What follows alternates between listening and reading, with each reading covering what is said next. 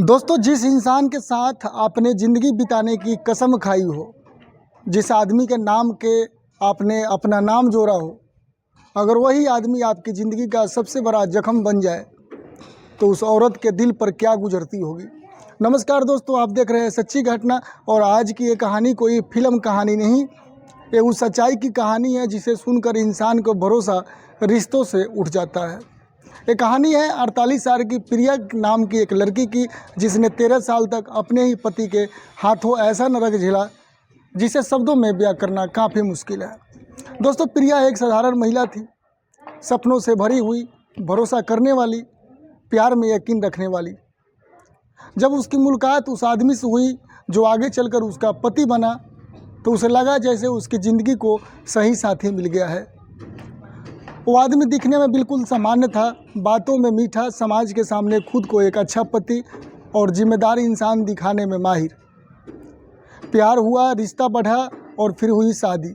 शादी के शुरुआती साल बिल्कुल वैसे ही था जैसे हर आम शादी में होती है। प्रिया को लगा कि अब वो सुरक्षित है, अब उसकी ज़िंदगी पटरी पर है। लेकिन धीरे धीरे उस रिश्ते में ऐसी दरारें पड़ने लगी जिन्हें शुरुआत में प्रिया ने नज़रअंदाज करते गया। और हालांकि हर पति पत्नी में जो भी लड़ाई हो, झगड़ा होती है, लेकिन पति का व्यवहार जो है धीरे धीरे बदलने लगा। छोटी छोटी बातों पर गुस्सा, हर फैसलों में कंट्रोल, उसकी पसंद नापसंद को बेकार समझना। प्रिया ने खुद को समझाया कि हर शादी में ऐसा होता है, एडजस्टमेंट करनी पड़ती है। लेकिन एक रात ऐसा कुछ हुआ जिसने उसकी आत्मा को झकझोर दिया। उस रात उसके पति उसकी बिना मर्जी के खिलाफ उसके शरीर पर हक जताया। प्रिया ज़बरदस्ती करने से मना की, लेकिन उसका पति ज़बरदस्ती उसके साथ संबंध बनाया। उसे समझ ही नहीं आया कि वह पति का अधिकार था या किसी हैवान की दरिंदगी। उस रात के बाद चीज़ें जो है सुधरने की बजाय और बिगड़ती चली गई। जो एक बार हुआ वो अब आदत बन गया। उसका पति बार बार उसके बिना मर्जी के खिलाफ उसके साथ ज़बरदस्ती संबंध बनाता था। अगर प्रिया मना करती तो मारपीट होती, अगर रोती तो उसे ज़्यादा दर्द दिया जाता। कई बार उसे नशीली दवाएं दी जाती ताकि वो दिन भर बेहोश रहे और विरोध ना कर सके। लेकिन धीरे धीरे प्रिया एक इंसान नहीं बल्कि एक चीज़ बनती चली गई जिसे जब चाहा इस्तेमाल किया गया। लेकिन घर के अंदर प्रिया जो है पूरी तरह अकेली थी। बाहर से सब कुछ जो है समान दिखता था, लेकिन अंदर हर दिन उसके लिए नरक बन चुका था। साल दर साल गुजरते गए। 1 साल, 3 साल, 5 साल और ये सिलसिले पूरे 13 साल तक चलता रहा। 13 साल वो चुप रही क्योंकि उसे डर था। डर समाज का, डर बदनामी का, डर इस बात का कि लोग कहेंगे पति पत्नी के बीच की बात है।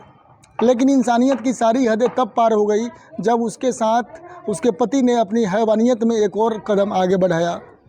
उसने अपने कुछ दोस्तों को घर बुलाना शुरू किया। पहले शराब, हंसी मजाक और फिर माहौल बदलने लगा।